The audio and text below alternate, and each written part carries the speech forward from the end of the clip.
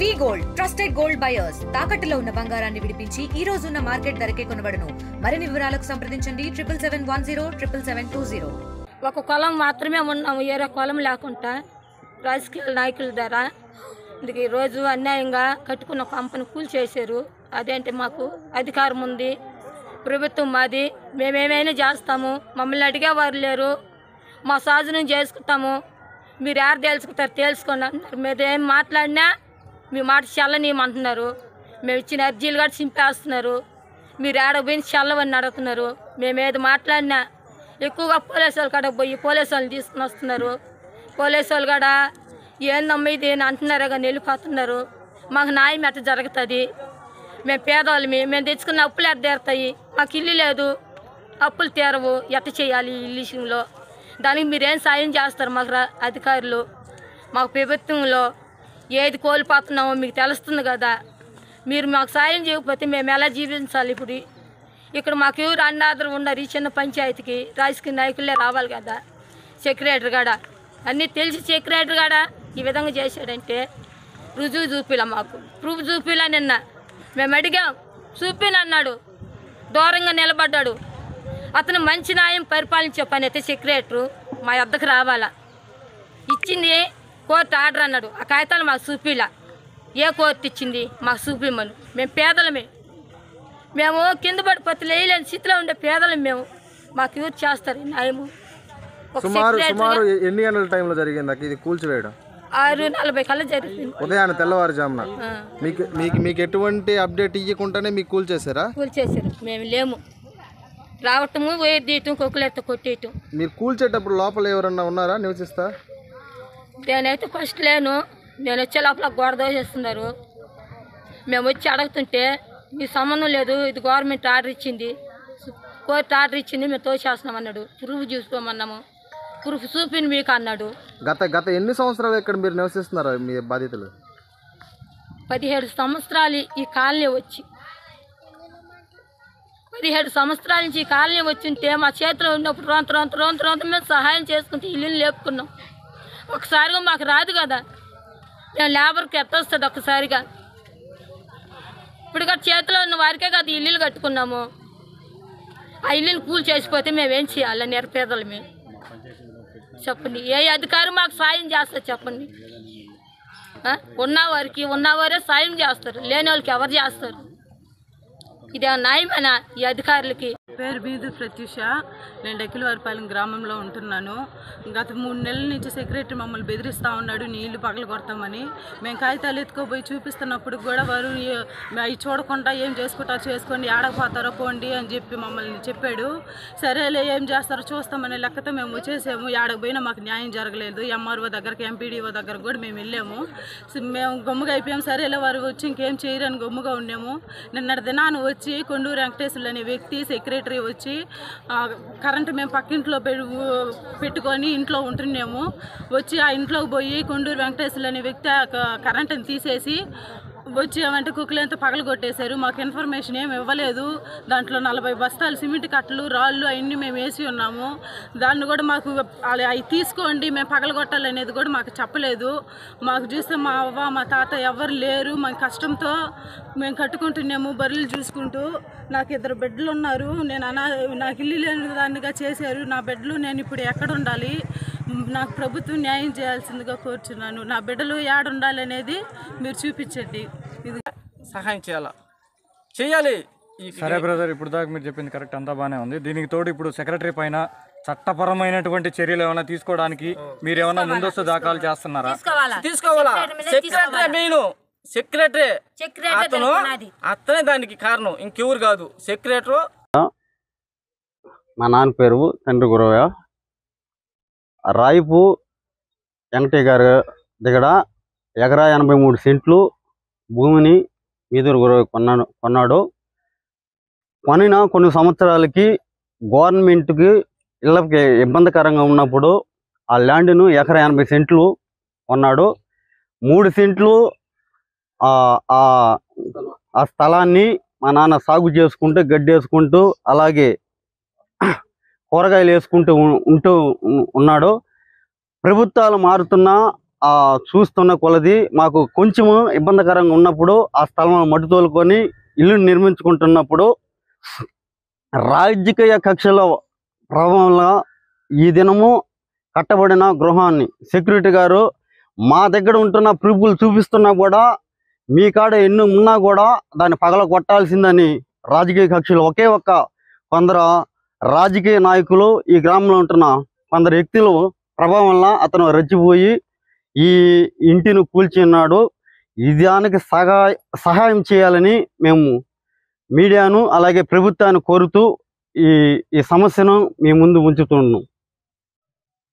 నిన్నటి దినమున మీదూరు సేనయ్య ఈ ప్రాంతంలో వాళ్ళ తాతలు ముత్తాతలు 30 సంవత్సరాల నుంచి ఉంటూ ఇది ప్రభుత్వ అవసరాలకి పొలాన్ని ఇచ్చిన తర్వాత ఒక 3 సెంట్లు క్రాస్గా ఉందని చెప్పి ఇది దేనికి పనికిరాదని చెప్పేసి నిర్ధారించిన తరుణంలో ఆ భూమిని ఓళ్ళే వ్యవసాయం చేసుకుంటూ తోట వేసుకుంటూ గిడ్డం వేసుకుంటూ అనేక సంవత్సరాల నుంచి వాళ్ళ కంట్రోల్లో ఉన్నటువంటి భూమిని వాళ్ళు చదును చేసుకొని ఇళ్ళు కట్టుకొని సుమారుగా ఆ అబ్బాయి చెప్పే లెక్క ప్రకారం 2015లో స్టార్ట్ చేశాడంట ఇళ్ళు. ఇప్పుడు దాకా రూపాయి కూడబెట్టుకొని నిరుపేద దళిత కుటుంబానికి చెందినటువంటి వ్యక్తులు చిన్న ఇళ్ళు కట్టుకుంటే రాజకీయ కక్షలతో అది చూసి ఓర్వలేనటువంటి తెలుగుదేశం లీడర్లు ఈ విధంగా 3 జేసీబీలు తీసుకొచ్చి ఆ పేద కుటుంబాన్ని నిద్రపోతుంటే కంట కట్ చేయించి లోపల మంచాలు కూడా ఉన్నాయి. జేసీబీ వచ్చి అతలాతలం చేస్తే 3 జేసీబీలు ఈ పేద దళిత కుటుంబాల్ని ఈ విధంగా చేస్తూ ఉంటే దీన్ని చూసి ఆనందంగా ఉంటారన్నట్టు 16 నెలలు గవర్నమెంట్ వచ్చి ఏదో సూపర్ 6 అని చెప్పారు. ఇదే నా సూపర్ 6 అంటే అయ్యా ఎవరో కళ్ళలో ఆనందం చూసేదానికి దళిత బిడ్డల్ని పేదల్ని అన్యాయంగా ఈ రోజు మీరు అనుకుంటున్నారేమో ఆనందపడుతున్నారేమో ఇల్లు కూలిందని. ఈ ఇంటిని పగలగొట్టమన్నవాడు ఈ ఇంటికి ఎంత దూరంలో ఉన్నాడో రేపు అదే ఇంటిని ఇదే దూరంలో వాడికి ఇదే శాస్త్రం జరుగుతుందని చెప్పి హెచ్చరిస్తా ఉండ. ఈ విధంగా పేదలకు అన్యాయం జరుగుతూ ఉంటే ఎవరు చూస్తా ఊరుకోరు. ఈ విషయం మీద మాజీ మంత్రి కాకాని గోవర్ధన్ రెడ్డి దృష్టికి తీసుకుపోయి వీళ్ళకి న్యాయస్థానాన్ని తీసుకుపోయి వీళ్ళకి తగు న్యాయం జరిగే విధంగా మేము చర్యలు తీసుకుంటామని చెప్పి సందర్భంగా తెలియజేస్తున్నాం. దానా రాజేష్, మాది కామాక్షి నగర్, తోటపల్లి గ్రామ పంచాయతీ. ఇది ఇళ్ల కూల్చివేత అనేది చాలా దారుణం. ఇది మొదటిసారి ఏం కాదు, ఇది 3వ ఇల్లు అన్నమాట కూల్చివేత. గతంలో దానా స్వాతి సర్పంచ్ గారి ఇల్లు తోశారు, తర్వాత మాజీ సర్పంచ్ పట్ల స్వప్న గారి ఇల్లు తోశారు, ఇప్పుడు వచ్చి మీదూరు సేనయ్య. అంటే వాళ్ళు ఏంటంటే ఆక్రమణతో తోసేసామని వాళ్ళ వాదన. కానీ ఇది ఆక్రమణ కాదు, రాజకీయ కక్ష.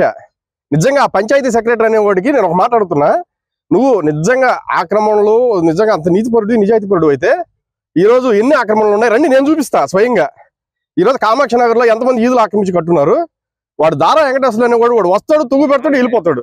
వాడి పనే అది. గ్రామస్తులందరూ తెలుసుకోండి ఫస్ట్, అది ఎవరు ఏందని తెలుసుకోండి. గతంలో వాళ్ళు చేసినటువంటి తప్పులకి అప్పటి మాజీ జడ్పీటీసీ మన్యం చిరంజీవి గౌడ్ ఇంట్లో రామాచారి కాళ్ళు పట్టుకుంటాను అన్నాడు. ఆ రోజు నేను పార్టీ మారుతానయా నన్ను క్షమించండి అని చెప్పని కూసాడు.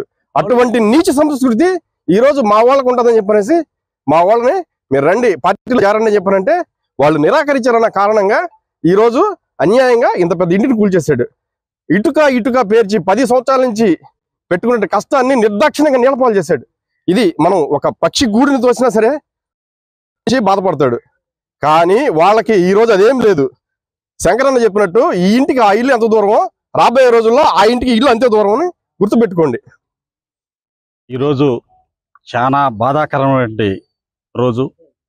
మేము నిన్న కొన్ని కారణాల వల్ల వేరే ప్రదేశానికి వెళ్ళినప్పుడు మా సేనయ్య ఫోన్ చేసి అన్నా నా ఇల్లుని నిర్దాక్ష్యంగా తోసేస్తున్నారు అని చెప్పడం జరిగింది. మేము వెంటనే అక్కడి నుంచి కూడా తిరిగి రావడం జరిగింది.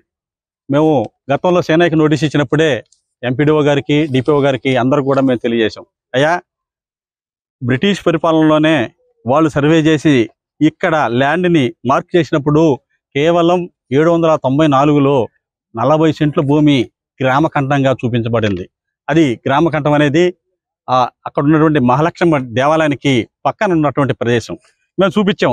అయ్యా ఇది మేము FBని కూడా తీసుకెళ్ళి చూపించడం జరిగింది. అయ్యా ఇక్కడ ఉంది, ఈ ప్రదేశాన్ని మీరు గ్రామఖండంగా చూపిస్తున్నారు, ఇది చాలా దారుణం అని చెప్పాం.